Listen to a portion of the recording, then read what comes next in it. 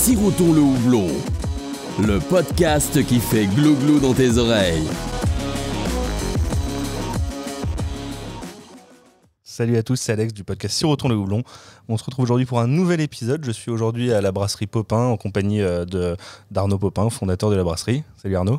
Salut Alex. Et on est aussi avec Vincent Culture Bière.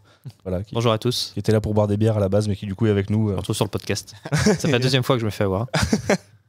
Et ben on va rentrer assez rapidement dans le vif du sujet. La première question, elle est assez simple. C'est Arnaud, donc tu es le fondateur de la brasserie Popin. Est-ce que tu peux te présenter rapidement ? Alors, me présenter rapidement. Du coup, j'ai 38 ans.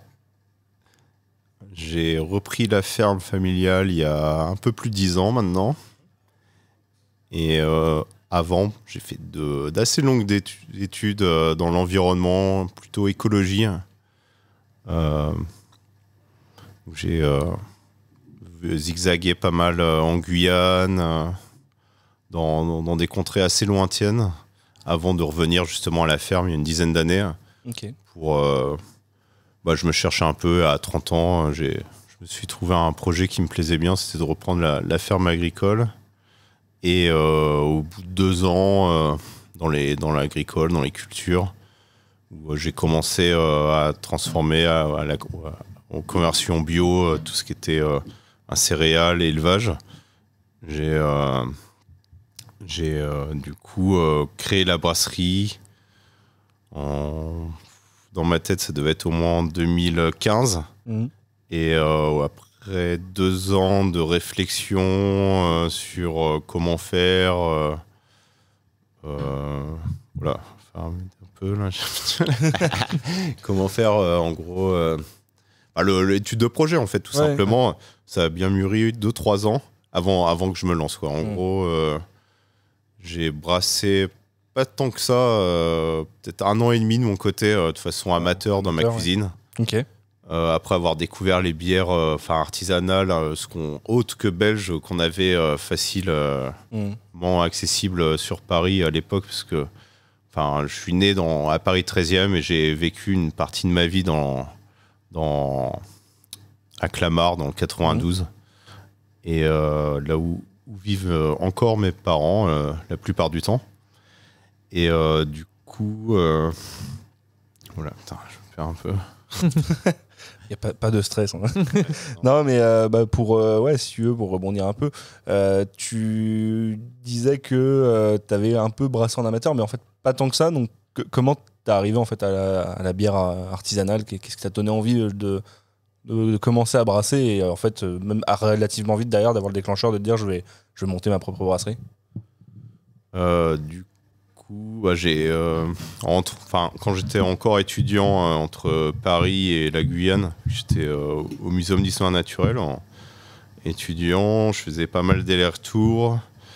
À un moment, à la fin de mon master, du coup, c'était le début aussi d'une cave à bière qui est bien connue, qui s'appelait À la bière comme à la bière, donc qui venait d'ouvrir il y a quelques mois. Et j'y allais assez souvent. Et c'est là où j'ai découvert toutes les IPA, tous les nouveaux un peu de styles de bière qui étaient autres que les bières d'abbaye. Et après, ça s'est fait assez vite. J'ai rencontré quelqu'un qui était une voisine en fait de la ferme, assez improbable, qui venait aussi à Paris, qui m'a montré comment brasser de façon artisanale dans des seaux. Et de fil en aiguille, assez rapidement, je me suis dit, je cherchais un projet artisanal à développer autre que la ferme, parce que je me voyais pas passer toute ma vie dans un tracteur. Ouais. Donc du coup, j'ai fait plein de tests en amateur et on m'a assez encouragé par rapport aux gens que je faisais goûter les bières de me lancer. En plus, à l'époque, c'était pas comme maintenant. Il y avait déjà de l'émulsion, mais il y avait pas autant de brasseries que maintenant. Ouais, parce que ça remonte quand même à plus de 7 ans. Et donc du coup, j'ai réfléchi le sujet vraiment de façon plus carrée, plus pro, de vraiment acheter le matos ou le faire dans la ferme. Et aussi, la grande chose qui m'a poussé à le faire, c'était que dans la ferme, on faisait de l'orge brassicole depuis presque toujours. Hein. Ouais. On a fait de l'orge brassicole et du blé, c'est les deux céréales qu'on cultive le plus dans la ferme. Et donc, du coup, ça allait en adéquation avec ce que je voulais faire, c'est-à-dire utiliser une partie de ce qu'on produisait à la ferme pour une activité artisanale annexe. Ça aurait pu être du pain avec de la farine de blé, mais là, du coup, ça a été de l'orge avec de la bière, quoi. À la base, c'est de l'orge brassicole qui était Qui est fait à la ferme, qui était Ouais, revendu qui était en coopérative et pour être maltais, pour et être qui maltais, repartait, qui repartait Ouais. en France ou ailleurs, quoi. Ouais. Et donc du coup là, ça a été une manière de réutiliser les matières premières de la ferme dans un produit également fait à la ferme, quoi. Ouais, bah, c'est ça qui m'a plu, qui m'a un peu plus poussé à aller jusqu'au bout du projet, parce qu'il y avait cette notion-là qui était assez présente, d'utiliser vraiment ce qu'on produisait sur place pour ce projet-là, quoi. Et donc du coup, c'est ce que je continue à faire encore aujourd'hui, c'est de chercher le plus de synergie possible entre la ferme, la brasserie et la forêt qui est autour de la ferme. Ouais. Oui, il y a pas mal de projets annexes qui voilà, sont ouais, nés, c'est d'essayer d'avoir le plus de synergie possible, au niveau énergie, au niveau élevage, niveau céréales, sur plein de sujets différents. Il y a plein de choses qui sont complémentaires et qui peuvent être vraiment travaillées pour le pousser, pour avoir des économies, au niveau de... Là, on nourrit les vaches avec les drèches de la brasserie, qui est maintenant en bio depuis plus d'1 an. On réutilise aussi les drèches pour composter, pour remettre dans les champs pour les céréales. On utilise du bois pour faire des barils qui ne sont pas encore revenus. Il y a plein de projets annexes qui gravitent autour de la brasserie ou de la ferme ou de la forêt, mais c'est un peu la brasserie qui les tire, quoi. Parce que je passe maintenant 80% de mon temps sur la brasserie et peut-être 20% de mon temps sur la ferme. Ouais, d'accord. Parce que tu as quand même, en dehors, toi, tu ne t'occupes pas que de la brasserie, du coup, tu as quand même la gestion de toute la partie ferme. La ferme, donc du coup, à la ferme, il y a 3 ouvriers agricoles. On a 2 apprentis, là, cette année. Et donc, du coup, ils doivent s'occuper quand même d'environ 700 hectares de culture, avec 120 hectares de prairies et à peu près 80 têtes de bétail. De bétail, donc du coup, c'est des vaches type Galloway. Donc, c'est des vaches très rustiques qui viennent d'Écosse. J'ai été chercher il y a à peu près 5 ans, parce qu'avant, on avait un élevage plutôt de charolaise, mais qui était plus sensible à plein de problèmes de vélage, surtout, pas plus aux maladies que ça, mais surtout au vélage, parce que c'est des vaches un peu trop poussées au niveau génétique, donc ça fait des très gros veaux, donc ça vèle très mal, faut appeler le vétérinaire, il y a plein de problèmes, donc au bout d'un moment, j'étais chercher la race du coup à l'opposé, qui est la Galloway, qui vèle toute seule. C'est une des races les plus rustiques. Un peu moins de suivi. Ça vèle tout seul à 99%, donc... Nous, ils sont au champ, en prairie toute l'année. On les nourrit malheureusement maintenant cet été, parce que il y a plus assez de fourrage dans les prés, donc on leur donne du foin. Mais donc du coup, ils sont 3 pour s'occuper de l'élevage et des cultures. Okay. Et on est 6 à la brasserie. Ouais. Voilà. Et il y a une personne qui travaille sur les 2 structures. Qui s'occupe du coup de l'administration. Ok. Est-ce qu'on est 10 Ouais. Plus 10 2 apprentis à la brasserie, 2 apprentis à la ferme. Donc là, cette année, on va être 14. Ouais, mais pour pas mal de boulot, quand même. Du coup, pas mal de boulot. Et à côté, moi, je m'occupe en plus de la forêt. Mais tout ce qui est travail tout ce qui est travail dans la forêt, je le sous-traite à des bûcherons professionnels. J'ai personne qui travaille pour moi dans la forêt. Il y a des bûcherons que je paye, mais c'est à la tâche. Ils ne sont pas employés. Ils viennent pour des coupes particulières d'arbres marqués à certains moments donnés. Il n'y a personne qui travaille à l'année dans la forêt. Quand tu as fondé la brasserie au sein de la ferme, est-ce que d'entrée de jeu, tu avais l'idée de te lancer dans le mouvement craft ? C'était vraiment une orientation sur les styles de bière que tu voulais suivre dès le début, ou c'était Ah oui, clairement. Ouais, clairement, il ouais. n'y a pas eu une. C'est vrai que quand on pense ferme brasserie, on pense peut-être au côté un peu plus traditionnel et peut-être rustique de la bière. On pense pas tout de suite à des DDH Neipa ou des Ouais, grosses non, mais bouteilles, c'est ce clair, genre de choses. Donc, c'est un peu, ouais, c'est ferme brasserie, ouais, c'est clair que c'est pas ça auquel on pense en premier, mais tout de suite, ce qui m'a plu justement dans les bières artisanales il y a 7-8 ans que je goûtais, c'était justement des types de bières que j'avais jamais goûté avant, assez particuliers. Les premières Gose de Gnogne, les Norvégiens, okay, ouais. ou des bières un peu atypiques, autres que ce qu'on pouvait goûter de belge en France à l'époque. Et tout de suite, moi, j'ai voulu m'orienter à faire ces bières-là et pas non plus justement une gamme blonde, blanche, brune, parce que vu que je m'étais embêté rapidement à conduire le tracteur, je m'étais dit je vais vite m'ennuyer à faire une gamme permanente de 6 bières et un besoin de nouveauté, de création, tout le temps. Ouais, j'avais besoin de... Donc la brasserie, t'as commencé vraiment, je pense, en 2016, tu disais. La brasserie, elle est quand même... La brasserie, oui, le matériel est arrivé en fin 2016. Ouais. L'installation et les premières bières sont sorties, je crois, en mars 2017. Ouais. Ça, la brasserie, elle est quand même en France, les bières Popin, ça a quand même gagné en notoriété assez rapidement, j'ai l'impression. C'est devenu assez rapidement une référence, notamment sur les styles houblonnés.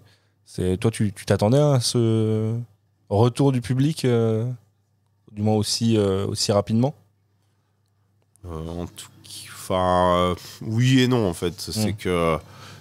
à l'époque, donc du coup, quand qu'on a vraiment bossé à la brasserie, donc j'étais avec Gunther, ouais. Et qui le projet a vraiment pris forme au niveau, des recettes, et puis de la mise en place de la brasserie tout au début. Donc du coup, on a bien travaillé les recettes, surtout celles de l'Icona. Bon, ça date un peu, mais c'est toujours bien en place et on savait qu'il y avait une place à prendre sur les bières houblonnées parce qu'il y avait des très bonnes choses, mais on goûtait déjà à l'époque des bières houblonnées qui étaient clairement meilleures que ce qu'on pouvait trouver en France, qui venaient des États-Unis ou à l'époque des pays nordiques. Pas trop encore d'Angleterre, ils étaient pas encore... ça commençait à peine, quoi. Ouais.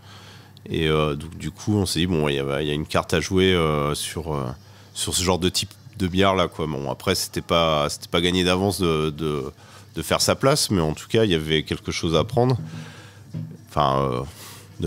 C'était jouable, quoi. Donc, du coup, on s'est dit, bon, on va se lancer là dans ce créneau-là. En plus, c'était des bières c'est toujours des bières que j'aime bien boire, donc. C'était la priorité, ça avait été ça, de la brasserie, en tout cas, tout ce qui était New England, tout ça, c'était vraiment les prémices en France il y a plus de 5 ans. Donc on est parti là-dessus. Et je pense que ça n'a pas trop mal pris. Et quoi dire d'autre, ça... Du coup, si tu veux, je peux rebondir là-dessus. Ouais. Malgré le succès qu'il y a eu assez rapidement, notamment sur toutes ces bières houblonnées et la réputation qui s'est faite autour pendant très longtemps, et je pense que c'est encore le cas, il y a beaucoup de personnes qui jugeaient Popin comme les meilleures bières houblonnées de France. Je pense que c'est encore valable pour pas mal de monde. Il y a pour autant le format canette qui est arrivé assez tard. Je pense que tes premières canettes sont sorties début 2020, à peu près pendant le confinement. C'est vrai que c'est sorti un peu tard, parce que l'investissement pour les canettes, il est assez important pour toute brasserie. C'était assez conséquent. Et il y avait le matériel que j'avais vu à l'époque, il ne m'avait pas non plus subjugué. Le matériel pour encanter. Et donc du coup, c'est lors d'un salon là, à Nuremberg de matériel, justement, où je suis tombé sur l'encanteuse que j'ai achetée. Mais avant ça, j'ai pas voulu me lancer dans la canette. J'aurais pu le faire 1 an avant, mais en le faisant à façon. Et j'ai pas trop voulu me lancer là-dedans parce que je préférais maîtriser totalement la... D'accord, ouais. Parce qu'en fait, l'embouteillage ou l'encantage, le conditionnement en général, c'est un des moments le plus sensible quasiment. C'est très technique. Il y a beaucoup de paramètres à sensible, maîtriser. presque le brassage en soi. Et donc du coup, surtout sur des bières comme les NEPA ou des bières houblonnées qui sont très sensibles à l'oxydation. Et je préférais pas trop sous-traiter et essayer d'acheter le matos pour apprendre et le maîtriser au mieux par moi-même en étant autonome là-dessus.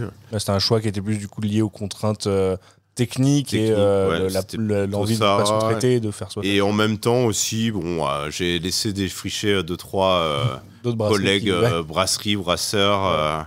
Voir comment le marché répondait au format. Il y en a 2-3 je sais plus lesquels d'ailleurs.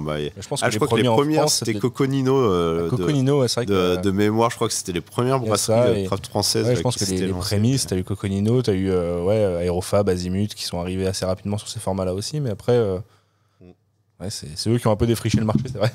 Ouais, je sais pas s'il y avait pas la débauche. Enfin bon, il y a eu. En tout cas, j'étais loin d'être la première brasserie.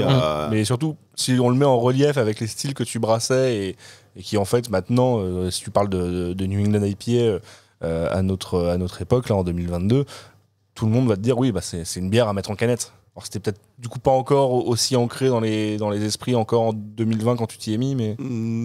ça commençait. Enfin, en fait, rapidement, on a vendu beaucoup à l'export en Europe. Ouais.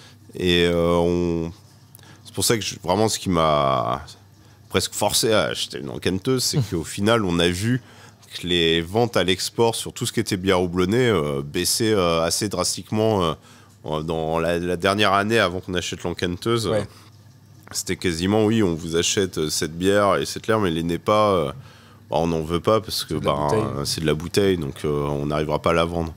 Donc du coup, là, ça fait vraiment poser 2-3 questions. Donc...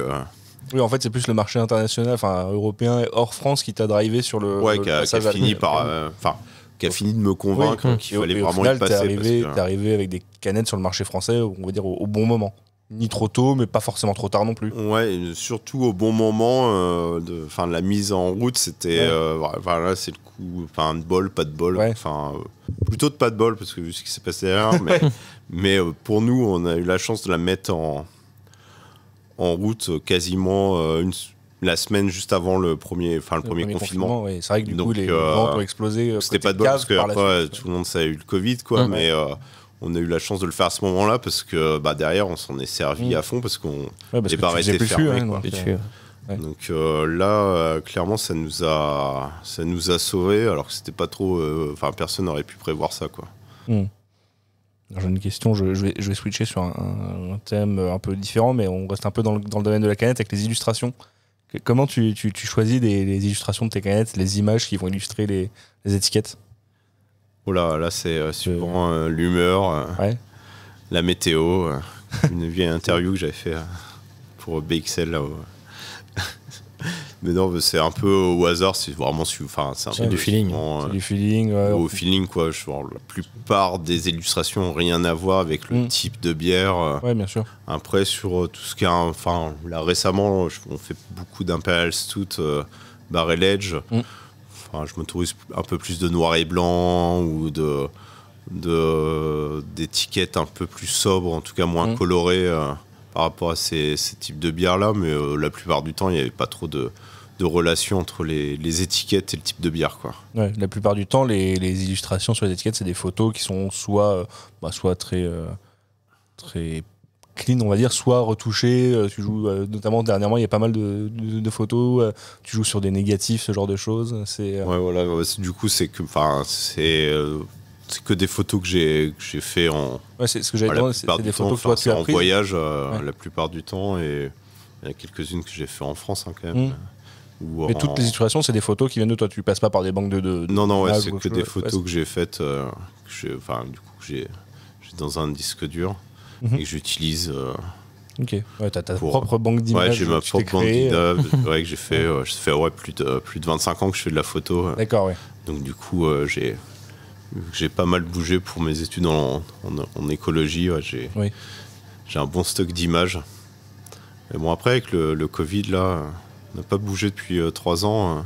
Commence à manquer un peu de stock. Ouais, j'ai manqué un peu de stock, là.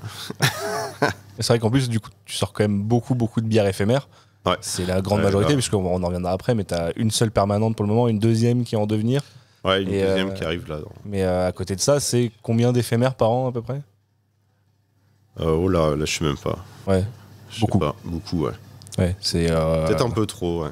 Ouais. Et du coup, on va faire une deuxième permanente là, c'est quasiment sûr qui est déjà sortie, test, mais ouais, en on l'a test, goûté mais tout à l'heure, ouais. on verra les retours, mais il y a peu de raisons que ça change, non? Ça a l'air assez validé, donc ouais. du coup, je pense qu'on en aura une deuxième, ça fera un peu moins d'étiquettes, c'est pas si mal pour pour ma manque de données. Justement, en fait, pourquoi sur toute la gamme éphémère, enfin toutes les bières éphémères, tu as fait le choix d'un naming qui est très descriptif avec le style de la bière, les houblons qui vont derrière, ou Imperial Stout, la barrique, et que tu ne donnes pas de nom à tes bières comme beaucoup de brasseries le font? Justement parce qu'il y en a trop et que ça serait compliqué. Que à la base, justement, quand j'étais brasseur amateur ou même juste client pour acheter de la bière artisanale, vu le choix qu'il y avait dans les magasins, les magasins, les cavistes, genre, je trouve pas mal. Il y a des fois, il y a 200-300 bières différentes. Et c'était compliqué de faire son choix. Alors déjà, c'est compliqué quand on doit prendre la bouteille dans tous les sens pour essayer de trouver quel type de bière c'est, quel style, qu'est-ce qu'il y a dedans, quel houblon.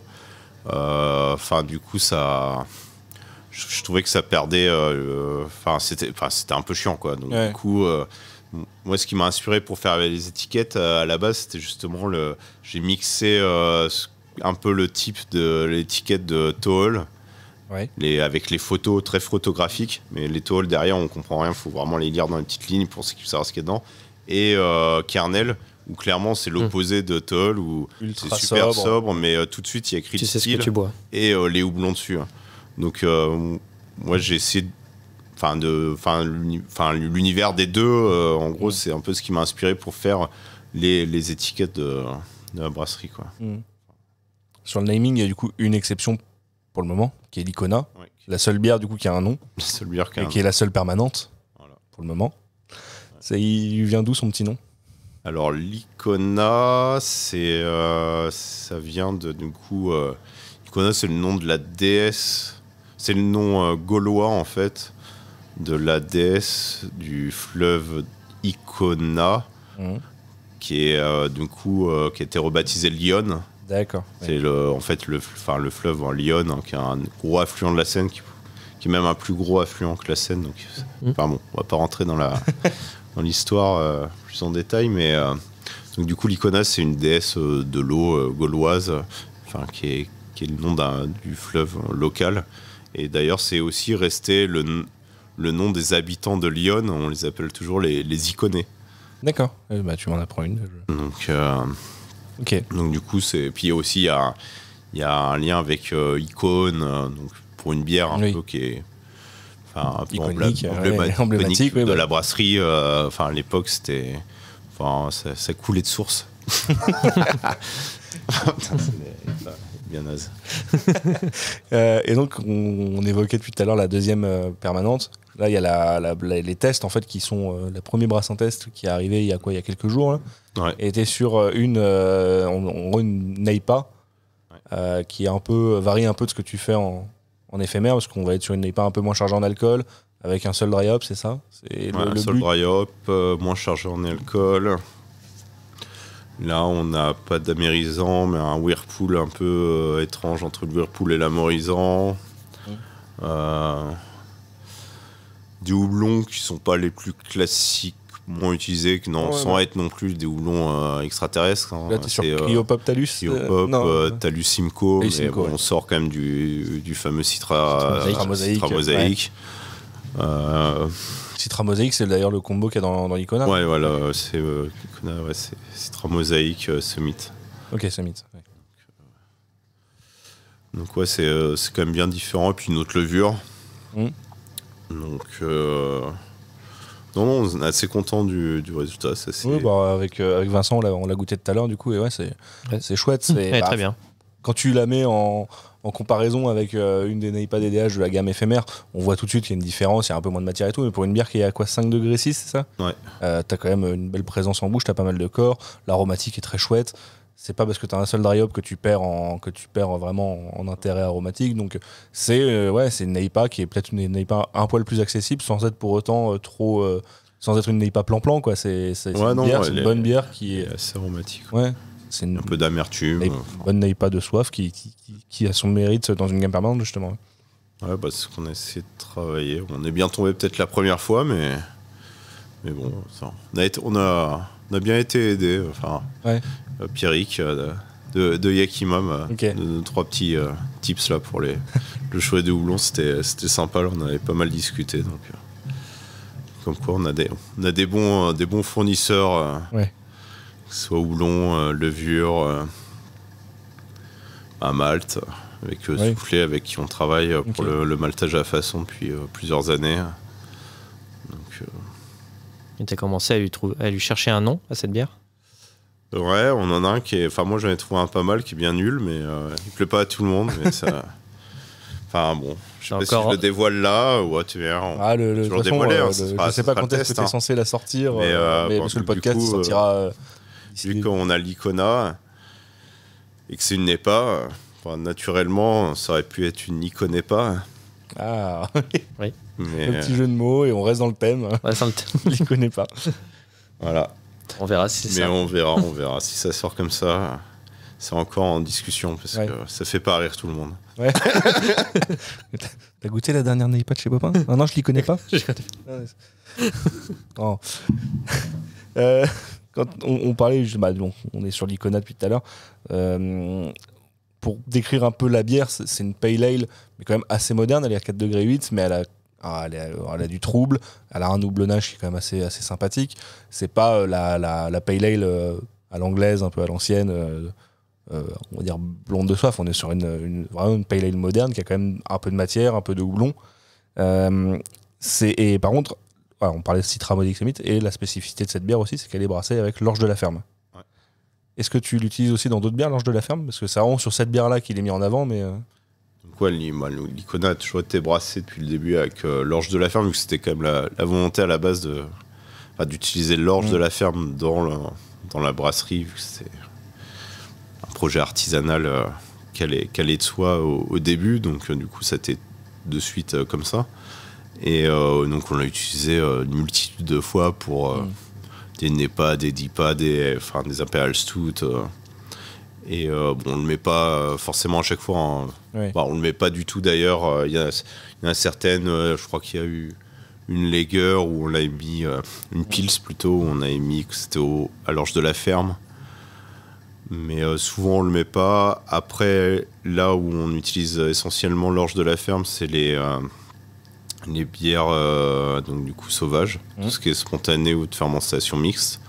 Donc on utilise l'orge de la ferme et souvent aussi le blé cru de la ferme, donc du blé de la ferme mais non maltais. Hein. Ouais. Oui, parce que du coup, vous cultivez à la ferme là, de l'orge de brasserie. Par contre, tu disais tout à l'heure, vous le faites malter par une malterie.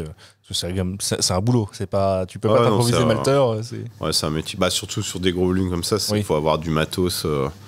C'est quand même particulier. Donc, c'est un savoir-faire vraiment. Donc, on travaille avec Soufflé pour ça. Et donc du coup là, vous faites vraiment qu'une seule variété d'orge maltais, c'est du pale. Ouais, on fait du pale. Donc à l'époque, en plus, on travaillait à la ferme, on utilisait une variété d'orge qui était le Sébastien. Donc on a changé. Maintenant, c'est une variété qui s'appelle Planète. Et depuis 2 ans, un peu plus de 2 ans maintenant, on travaille avec une association de semences anciennes de céréales qui travaille beaucoup sur la planification de farine pour les meuniers, mais qui veut aussi travailler avec les brasseurs. Donc du coup, on travaille avec des orges très anciennes avant les hybridages. Ouais. Donc qui date une variété qui date des années 20. Donc du coup, on les aide à la ressusciter. En fait, ils ont une banque de semences. Donc ils nous ont donné 20 kilos, c'est vraiment le max qu'ils peuvent donner. Normalement, c'est 100 grammes. Ah oui. Et par contre, donc, du coup, on a vraiment bien fait le boulot. Là, l'année, il y a 2 ans, on en avait 200 kilos. Cette année, on en a 3 tonnes.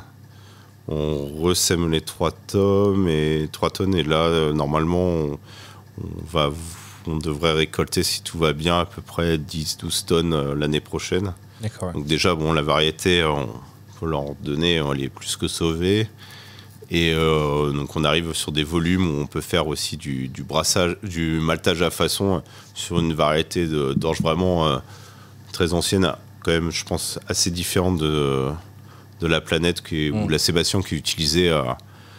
Il y a à peu près une 15aine de variétés d'orge brassicole environ qui sont utilisées. Peut-être, il n'y en a même que 5, il y a 90% qui sont maltais en Europe, quoi. Ouais.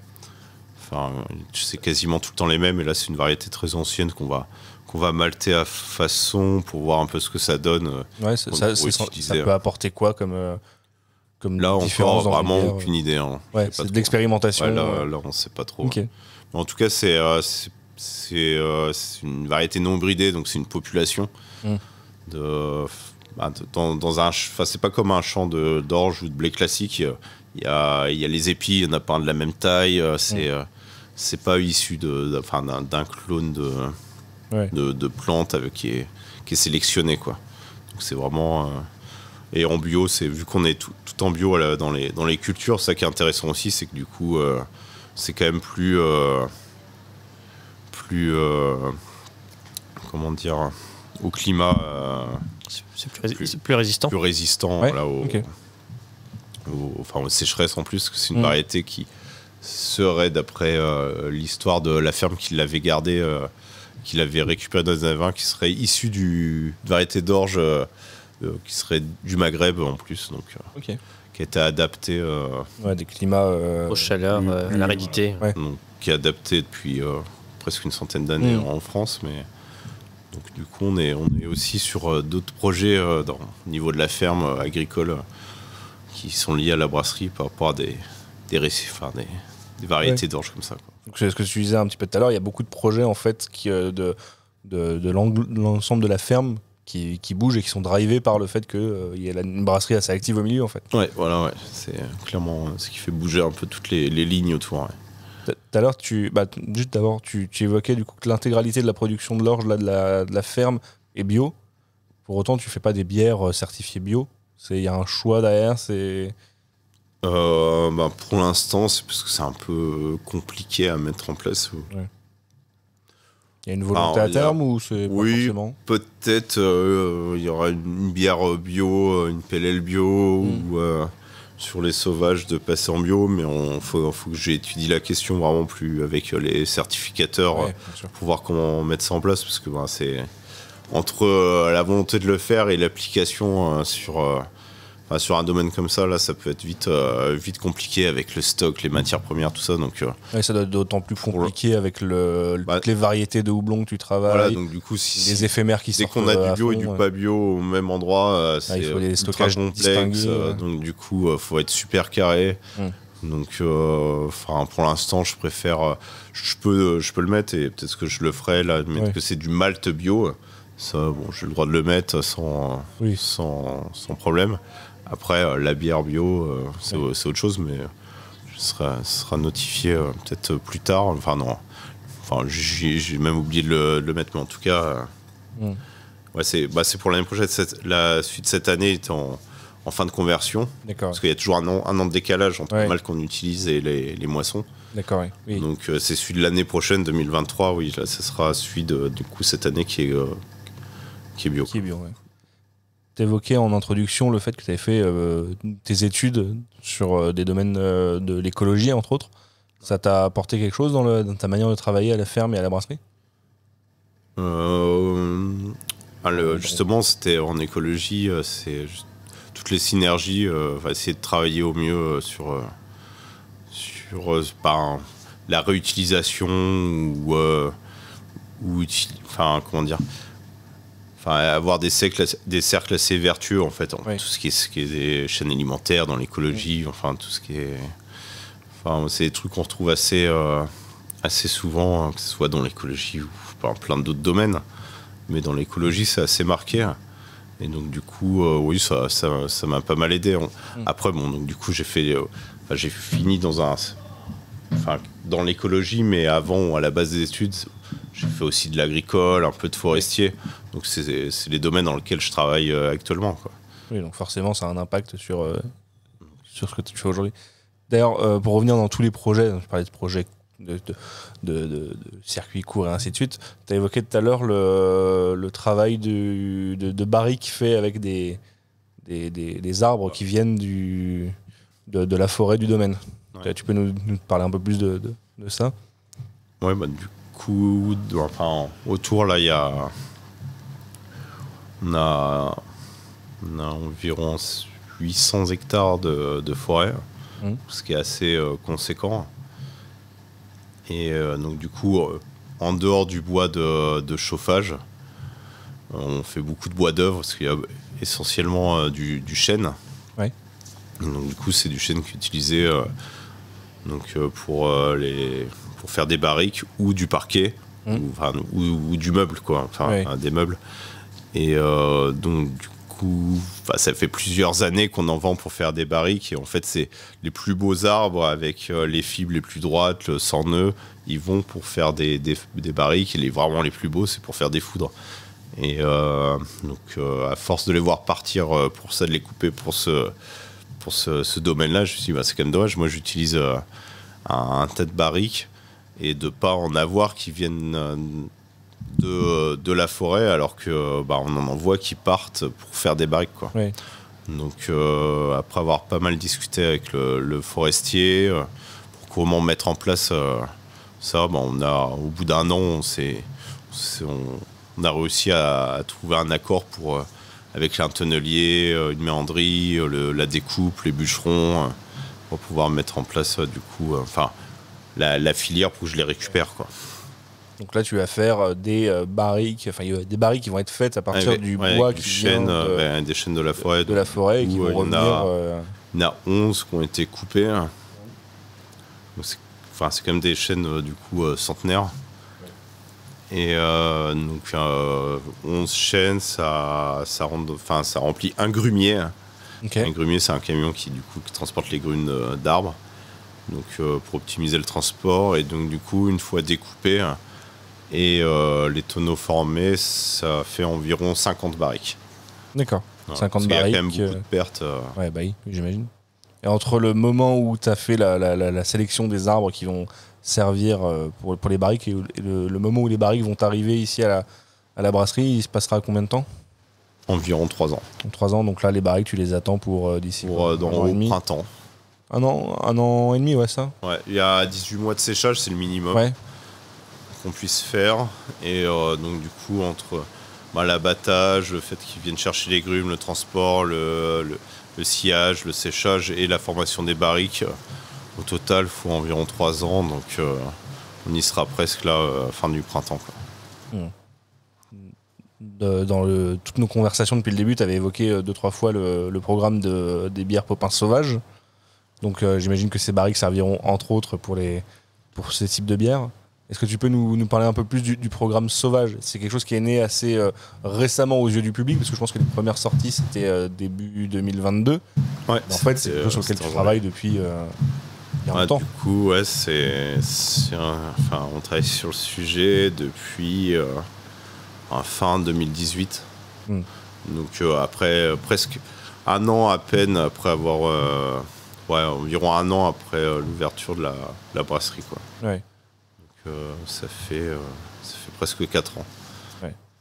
Donc là, tu as travaillé sur des bières de fermentation spontanée et mixte. À la brasserie, maintenant, tu as 2 cool ships. Il y en avait il y en avait un pendant 3 ans. Là, on en a rajouté un deuxième là, il y a quelques mois. Et du coup, c'était une grosse aventure là, pour les bières sauvages, donc spontanées ou mix, sauvage, ça englobe un peu, pour parler englobe un peu les deux, comme ça, c'était un peu plus simple niveau de la communication. Je sais pas si ça l'est vraiment en fait, mais en tout cas, Je pense que c'est des termes qui restent assez flous pour pas mal de gens entre fermentation mixte, fermentation spontanée, fermentation sauvage. Ouais. Et donc, oui, pour moi, je pense que t'as un thème qui est peut-être plus générique. Et... Donc, ouais, c'est vrai que c'est. Enfin, on est parti là-dessus, on n'est pas les seuls. Hein. Galia, oui, je crois, avec les. Galia Sauvage est parti aussi sur ce terme-là. Mais. Et donc, du coup, on a commencé en fin 2019. Les premiers brassages dans le. Enfin, brassage et refroidissant dans le cold chip, quoi. D'accord. Entre les premiers refroidissements dans le cold chip et les premières sorties, du coup, il s'est passé bien 3 ans déjà. Ouais, 2 ans et demi, 3 ans. 3 ans, ouais. Du coup, tes bières de la gamme sauvage, ça va être quoi? Ça va être des assemblages de plusieurs bières. Tu travailles aussi sur du fruit. Ouais, donc tu te mets pas trop de limites en fait. Ouais, on n'a pas de limite. Soit on assemble des 100% spontanés, parce que maintenant on a le choix, on a des 100% spontanés, on a plein de barriques de spontanés, plein de barriques de mix, on a des foudres de mixte, on va faire des foudres de spontanés, on a des barriques de 200 litres, on réutilise des barriques de bourbon. Donc ouais, c'est 200 litres, essentiellement des barriques de vin à 90%, et peut-être dans les 90% de barriques de vin, on doit avoir une quarantaine de barriques de vin blanc, mais c'est essentiellement du vin rouge. Et comme les foudres, là on a rentré des foudres qui viennent de Champagne, c'était des foudres de vin rouge aussi avant. Donc du coup on assemble, là c'est vraiment suivant les types de bières qu'on veut faire, quoi. On goûte, on essaie de faire l'assemblage qui nous permet, qui au moment donné avec les bières qu'on a qui sont prêtes à être assemblées, qui est le meilleur, quoi. Ouais. Donc parce que des fois il y en a certaines qui méritent de rester 6 mois de plus ou 1 an de plus dans la barrique, donc on les laisse tranquilles.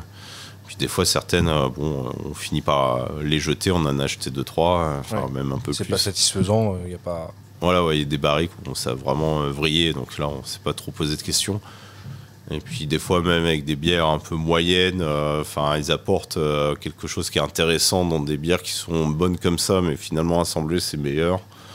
L'assemblage c'est vraiment sympa à faire, ça n'a rien à voir avec justement ce qu'on fait à côté, les NEPA, les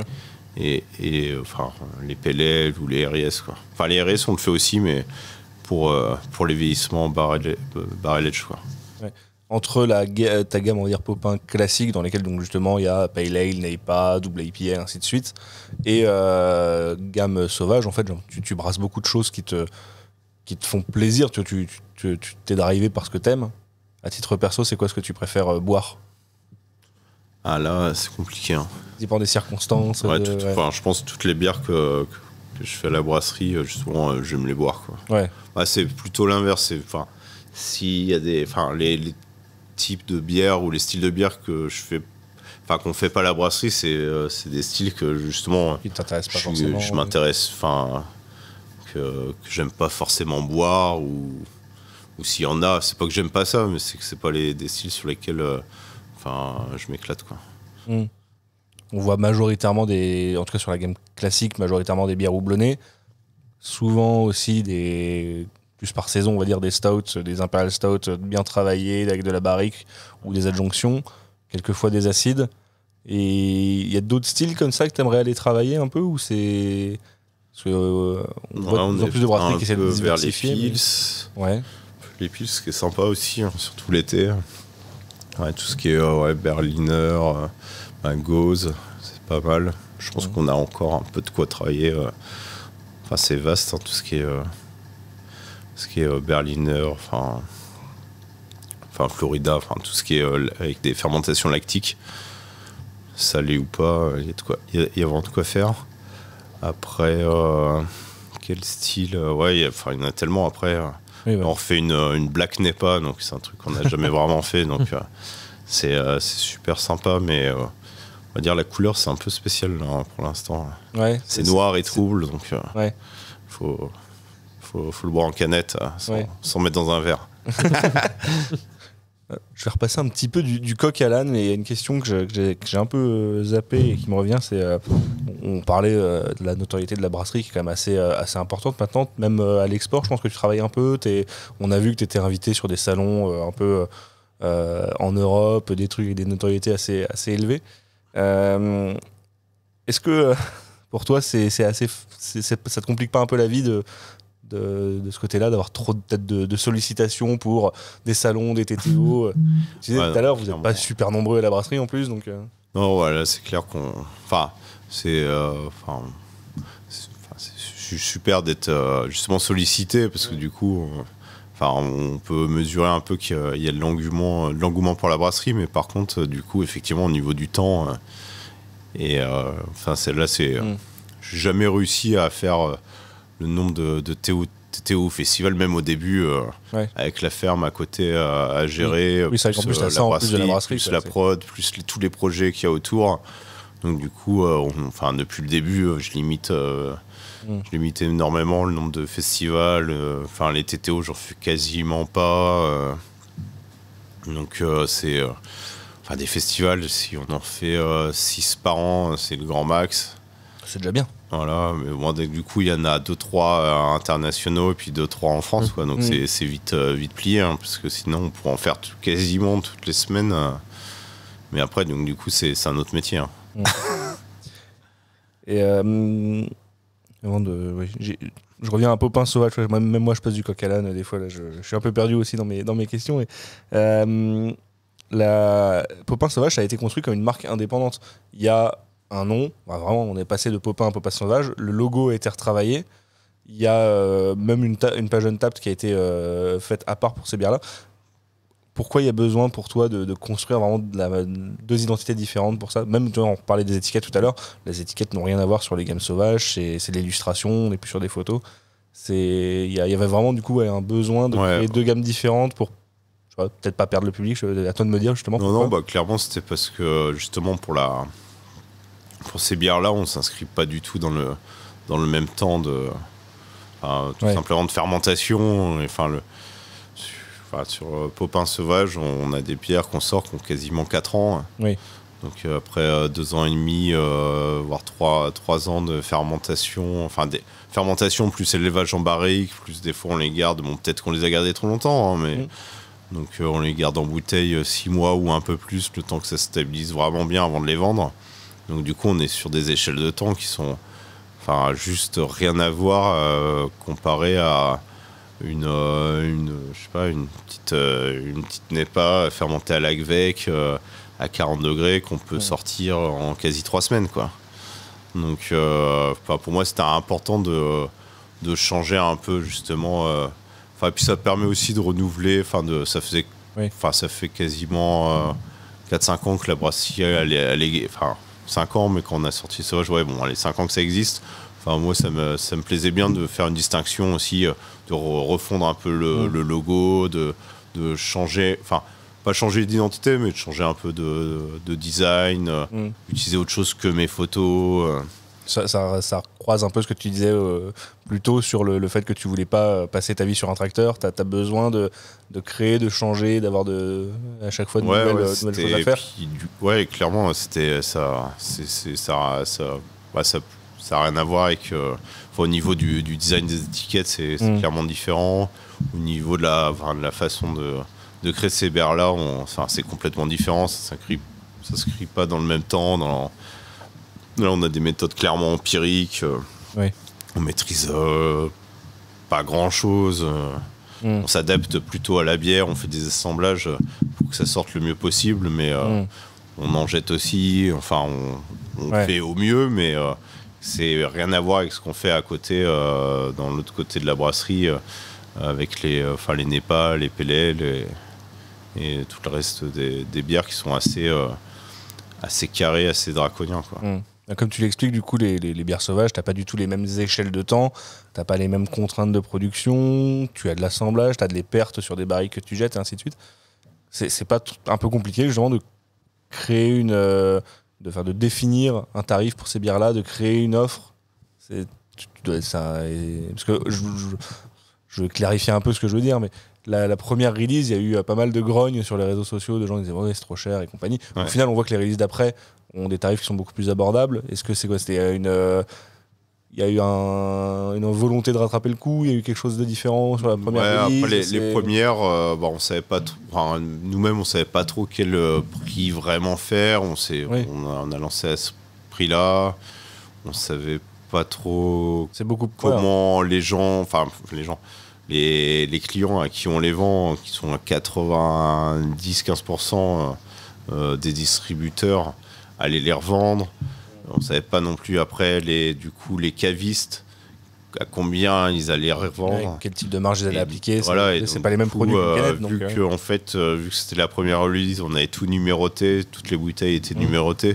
C'était les 6 premières bières différentes. Du coup, on savait pas trop comment ça allait finir au niveau terme de prix. Nous, on avait calculé des prix qui étaient bien inférieurs auxquels c'est sorti en cave, quoi. Donc du coup, on a été les premiers un peu étonnés. Ouais. Après, on a compris où c'est parti à droite et à gauche, quoi. Donc c'est pour ça que le tir a été un peu corrigé sur les. Ouais, nous on a corrigé un peu le truc. En plus, on n'est plus en numéroté. On a fait un effort de notre côté. Je crois que que ce soit le distributeur ou les cavistes, tout le monde s'y retrouve peut-être maintenant. Enfin, je sais pas, mais en tout cas, nous on a fait l'effort de nos côtés niveau tarif et du coup. Je sais pas, c'est dur de définir un prix sur des bières comme ça. Qui sont vivantes, qui ont des assemblages de barriques de 3, 4, 2 ans. Comment tu valorises ta bière c'est pas évident parce que autant pour une bière par rapport à une bière qui se fait en 3 semaines, l'échelle de temps elle est énorme. C'est beaucoup plus empirique. Tu connais tes matières premières, tu sais combien de temps de fermenteur elle est mobilisée. On pourrait dire finalement c'est pas si cher, mais après si on compare à du vin qui est élevé des fois 2-3 ans en barrique, finalement qui est vendu moins cher, finalement cette bière-là elle est vendue trop cher, donc c'est quand même pas évident. Après si on compare aux bières belges, un peu dans le style, ils sont moins chers, mais après il n'y a pas les mêmes taxes, tout leur matériel, vu que c'est des brasseries qui existent depuis des dizaines voire une centaine d'années, tout est amorti, ils font des volumes énormes, ils font que ça, donc c'est aussi différent. Donc c'est jamais simple de. On a vu un peu ce que ça a donné. On a fait un effort de notre côté. Après, on verra si on fait plus de volume dans ce type de bière. Peut-être qu'on baissera encore un peu. Mais en plus, c'est compliqué de se dire on va baisser nos prix alors que tout augmente, quoi. Oui, là, en c'est plus, vrai. le verre, il a augmenté de 30%. Les étiquettes, le papier, les cartons. Tout a augmenté d'au moins 30% et c'est que le début, l'énergie, le malt, tout a flambé. Donc finalement, c'est des économies d'échelle qui vont peut-être te permettre juste de limiter les pots cassés plus que de faire des baisses, quoi. Voilà, exactement. Je reviens un peu sur la partie notoriété, parce c'est une question que je fais revenir souvent dans les podcasts. C'est là actuellement Popin sur Untappd. T'es premier sur la gamme sauvage, top premier France, 7ème si j'ai pas de bêtises sur le reste de la gamme Popin classique. Toi, c'est quoi le regard que tu portes sur Untappd? Est-ce que c'est un outil que tu utilises à la brasserie pour les retours des clients? Est-ce que tu laisses les gens vivre le truc de leur côté? On regarde, on a toujours beaucoup regardé Untappd. C'était un peu... vu que j'ai commencé en tout était effectif, avec moi et Gunther au début de la brasserie pendant quasiment 1 an. Après on a été 3. Donc du coup, clairement, Untappd nous a beaucoup aidé pour se faire connaître, parce que la brasserie, on est vraiment au milieu de nulle part, au milieu de la forêt, au milieu d'une ferme. Donc nous, on la vend direct. C'est quasiment inexistant. Un bar, ça pourrait être marrant, mais personne ne viendrait. Donc du coup, fallait bien trouver un moyen pour se faire connaître. Et Untappd, c'était clairement notre meilleur ambassadeur et commercial pendant les premières années, quoi. Donc là, pour le coup, ça nous a beaucoup aidé. Pour les Popins sauvages, ça peut bien nous aider encore, même pour vendre, surtout par exemple à l'export. C'est ça, je pense que clairement les distributeurs ou les clients qui sont à l'étranger. Enfin, l'offre de craft au niveau mondial est tellement énorme que de voir qu'on est premier sur Untap, donc du coup ils sont confiants pour pouvoir acheter. Donc c'est toujours une application qui est. Je sais que y en a qui s'y retrouvent pas, mais en tout cas nous, je peux pas dire que je m'y retrouverai vu qu'on est on est premier, donc ça nous sert vachement, quoi. Je veux pas dire l'inverse, hein, clairement, et on y fait attention aussi, quoi. Après, on fait pas justement, on fait pas que des bières pour être. Enfin, sinon, j'aurais jamais sorti de Pils. On n'aurait pas une permanente qui serait une petite PLL à 4,8. Tu ferais les styles qui marchent et tu ferais que des double NEIPA à 8 bourrins avec que des barrelettes à 14 et puis c'est tout. Après, on en a fait beaucoup, hein, je vais pas dire, mais on ne fait pas que ça non plus. On regarde, on fait attention, on essaye de pas se faire enfermer dans le truc, mais bon, enfin, c'est en tout cas l'influence d'Untap n'est pas négligeable en France. Ouais. Je sais pas trop, mais en tout cas pour le marché international, l'export, les salons internationaux ou les distributeurs à l'étranger, le regard qu'ils ont d'Untap est quand même super important, quoi. Est-ce que tu penses que tu as atteint un niveau de... la brasserie de manière générale a atteint un niveau de notoriété tel que en fait Untap a peut-être aussi moins d'importance dans la balance maintenant, en tout cas sur le marché français Parce que le marché français, peut-être. Après, ça, je sais pas, c'est dur à mesurer. Je vais essayer de prendre un exemple, alors qui est peut-être difficile à appliquer, parce qu'on n'est pas sur les mêmes styles de bière, et ainsi de suite, mais si tu prends la débauche, Untappd, eux, ils sont loin de tout. On les retrouve même pas, je pense, dans le top 50.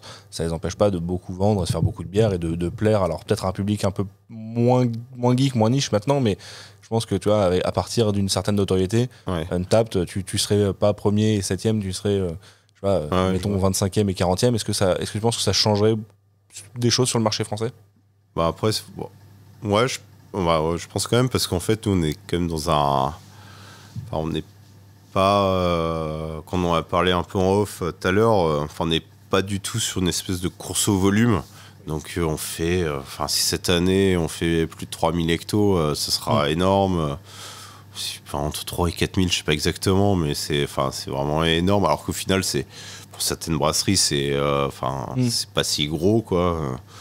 Pour d'autres, c'est énorme aussi, hein, mais par rapport justement peut-être à la renommée ou tout qu'on peut dire, on fait du volume, mais on s'est plus concentré sur des bières assez geeks avec des fortes valeurs ajoutées. Donc du coup, c'est une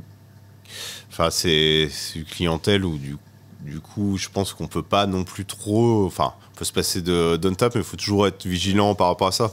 Donc, faut pas faire que de la geekerie, des trucs genre. Une grande partie de ta clientèle est c'est la même clientèle qui va utiliser Untappd de manière assez assidue, donc c'est plus dur de s'en détacher. Donc voilà, c'est plus dur de s'en détacher. Puis moi, le but, c'est pas non plus de multiplier les volumes vendus par 3 d'ici les 3 prochaines années et de vendre à Édouard Leclerc un tiers de mon volume. Donc du coup, je suis plutôt sur faire des bières, comme j'ai dit au début, qui m'intéressent moi-même à boire et à travailler, à fabriquer. Vraiment de l'artisanat, que partir dans des trucs où justement je maîtrise plus rien et du coup Untap, ça reflète un peu ça pour moi. Ça reste intéressant, mais on travaille pas en regardant Untap c'est pas... tous les jours, mais on y fait gaffe quand même. Je sais pas, c'est une application. On travaille avec la brasserie, on s'y est fait. C'est Alors si tu vois là, je regarde Untappd, je vois que sur la partie Popin, donc pas sauvage, il y a eu 253 bières différentes référencées. Je sais pas combien il y en a dessus qui sont des bières houblonnées justement, mais est-ce que tu arrives encore à être... comment arrives-tu encore à être créatif pour les choix des houblons, les blends de houblons sur tes bières quand tu vois le nombre de références qui sortent en éphémère à l'année ? Ah bon, là c'est parce que du coup on travaille. Il y a quand même les fournisseurs de houblon, que ce soit Yakima ou d'autres, mais c'est pas mal avec Yakima qui font qui font toujours des nouvelles variétés qui sortent. Il y a 4 ans, les cryos ça n'existait pas, donc là ils ont développé ça à fond. Il y a encore 3 ans ou 2 ans ça débutait. Il y a quelques variétés de houblon, là il y en a beaucoup plus.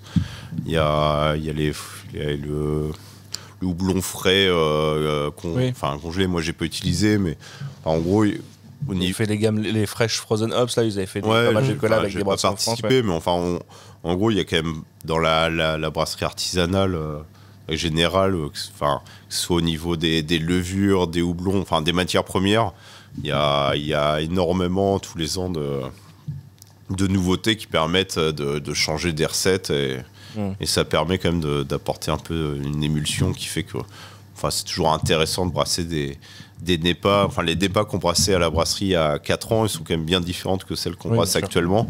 Et finalement, c'est grâce à tout ça, quoi. Les NEPA que tu brasses là maintenant, est-ce que tu es arrivé à une base de recettes qui fonctionne et que tu gardes à chaque fois, où tu vas faire des petites variations sur les houblons ou d'autres facteurs, ou est-ce que tu essaies quand même de réinventer régulièrement, de changer des choses dans la base maltée? Non, on change régulièrement. Ouais. Non, on teste pas mal. Ouais. Non, on change régulièrement. Après, il y en a. T'en es pas arrivé à un point où tu te dis là, je suis super satisfait de ce que je fais, je vais juste décliner mes houblons derrière. Il y a une base, on va dire les NEPA qu'on fait qui font autour de 7 degrés. Ouais. 7, c'est quasiment la même, je pense, depuis 2 ans. Celles qui sont un peu plus basses en alcool, autour de 6,5, on a retravaillé les recettes. Enfin, j'ai retravaillé les recettes, du coup, on a quelque chose de différent. Là, j'ai retravaillé un peu et je pense que ça sera même encore un peu mieux d'ici quelques mois, là. Et non, on retravaille. Moi, j'aimerais retravailler les recettes, justement, parce que, suivant un peu les levures, les types de levures qu'on utilise, pour avoir pas de bière trop sucrée. C'est un peu le défaut que moi, j'ai un peu du mal dans les NEPA, et que nous, on a des fois, on en a trop sucré. Ça... j'ai des défauts que j'ai... en dehors des défauts vraiment qui sont pas trop acceptables, de l'oxydation des braies, tout ça. La sucrosité, c'est un peu le truc à combattre dans les NEPA, mais qui est contre-intuitif, vu que les NEPA sont clairement un peu sucrés de base, quoi. Ouais, c'est un peu... je pense, inconsciemment, ça a l'air d'être quand même quelque chose qui joue beaucoup dans le succès des NEPA. J'ai l'impression qu'il y a... quand tu vois, notamment, on reparle d'Untap, mais les top notes, souvent, c'est quand même des bières qui sont assez chargées en sucre résiduel. Ouais, c'est clair. Les DIPA ou les triple IPA, c'est des types de bières. Les DIPA, j'ai de plus en plus de mal à en boire. Et puis, les TIPA, j'ai jamais vraiment adoré ces bières, à part quand ils sortent du fermenteur, ils sont ultra fraîches. Donc là, ça contrebalance un peu le sucre résiduel. Mais sinon, c'est pas évident, quoi. Ouais, sur le top 50 Untapped, encore une fois, je crois que t'as quasiment que des bières qui sont à 8 degrés ou plus, à part une, qui est la Picaboo, la Pastrigos de chez Hopi Road, qui est d'ailleurs la seule non houblonnée ou non noire du top 50, celle qui fait moins de 8 degrés, mais sinon c'est houblon, bière noire barriquée, 8 degrés et plus, et on voit qu'il y a quand même un type de bière qui a l'air d'être... un type... Un degré de bière. Ouais, un degré de bière, de sucre, je sais pas, mais qui fonctionne, ouais. Ok, et je voulais passer au dernier point que moi j'avais en tête, c'est on a évoqué un peu tous les projets annexes, on a évoqué donc des barriques, le cycle des drèches, ce genre de choses, mais il y a quand même pas mal d'autres choses qui sont en cours là que tu mets en place. T'as l'air d'être très touche à tout et de vouloir faire pas mal de choses. On a eu plus tôt, on a pu voir un peu que tu étais en train de travailler sur du vin. Ah ouais. Tu vas en parler un peu ou ça reste encore? Ouais, non, je peux en parler. On a vu, je sais pas, on a vu quelques. Enfin, tu nous as dit qu'il y avait des vignes qui étaient en train d'être plantées, donc qui seront matures que d'ici quelques années là. Mais on a eu un droit de plantation de 2 hectares 67 exactement. Ouais. Donc du coup, on va planter ces vignes-là, à peu près 13 000 pieds de vignes. Parce qu'on va les écarter pas mal pour pouvoir travailler tranquillement dedans, donc écarter de 2 mètres. Et donc je vais pas demander d'appellation, 120 de France. Et ce sera en chardonnay, pinot noir et pinot d'Aunis. Donc trois cépages qui sont vraiment solides.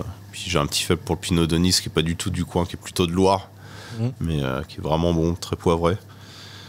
Et du coup, on a commencé à vinifier à la brasserie. On a un statut de négociant vinificateur depuis 1 an. Et on a 1500 bouteilles environ, plus ou moins. Avec celle qu'on a bu aujourd'hui, je sais plus combien maintenant. Mais donc du coup, c'est un gamay un cépage donc gamay qui vient d'Ardèche, donc du domaine des Pigeonniers, à qui j'achète du raisin maintenant depuis 2 ans, qu'on vinifie ici. Et cette année, on a été vendanger quelques vignes sauvages, juste qui sont au pied du chai. Donc pas grand chose, juste un essai 200 kilos qu'on a goûté tout à l'heure. Il y a un profil assez atypique. Ouais, c'est vraiment atypique. Ça goûte vraiment bien. Déjà, on verra ce que ça sera dans quelques mois. Donc je travaille pas mal les vinifications. Enfin, je connais quelques vignerons nature assez bons dans le domaine parce que ça sera du vin nature. Ouais, ça sera que du vin nature. Celui qui est déjà en bouteille, il y a 0 levure, 0 sulfite, rien du tout, il n'y a que du raisin pressé et mis en bouteille, voilà. Ouais. Et donc, là, on a les Neipa Popin, les Popins sauvages, on aura le vin Popin. Et le cidre. Et le cidre.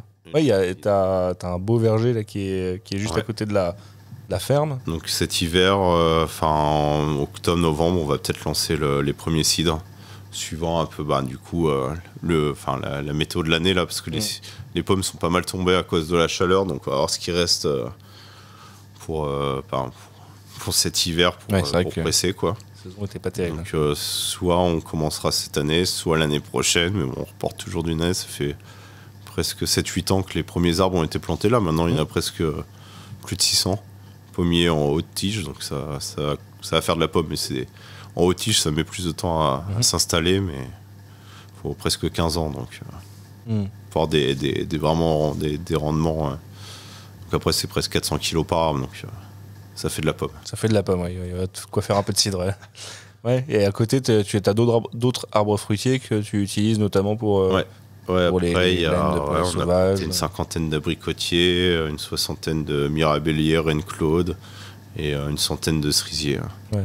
Au final, tu as quelque chose pour les bières sauvages. De très circuit court. Tu vas avoir le maximum de matières premières qui vont venir de la ferme.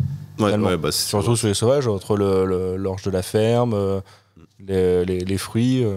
Ouais, c'est le but, et tous les ans, on plante au moins une 100aine d'arbres fruitiers.